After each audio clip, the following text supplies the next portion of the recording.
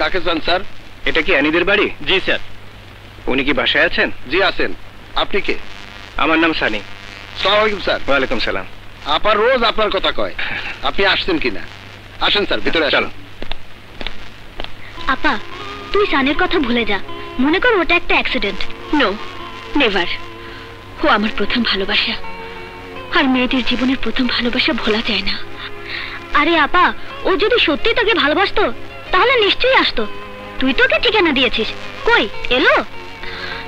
আফা, ছানি না মেয়েটা বেটা আইছে, আপনার লগে দেখা করতে চাই। আরে চুপ বেটি, ছানি না সানি। আর ও বেটা না, আমার হবু দুলাভাই। আরে আপা, আরে দাঁড়া।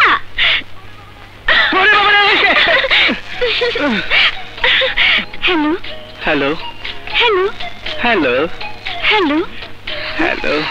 আর কত হেলবি? হেলতে হেলতে তো মাটির মধ্যে শুয়ে পড়বে। এই মারবো একটা। যাবো যেখান থেকে যাচ্ছি।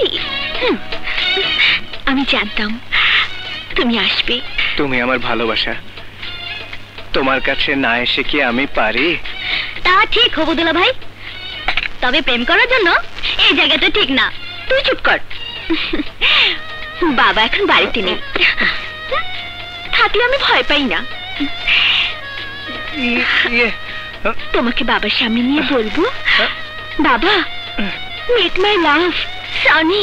না না, আর কিছুদিন পরে। কারেক্ট। দুলা ভাই, আপনার ব্রেন আছে। শোনো, এখানে ঠিক ইজি হতে পারছি না। কোনো পার্কে গিয়ে বসলে হয় না?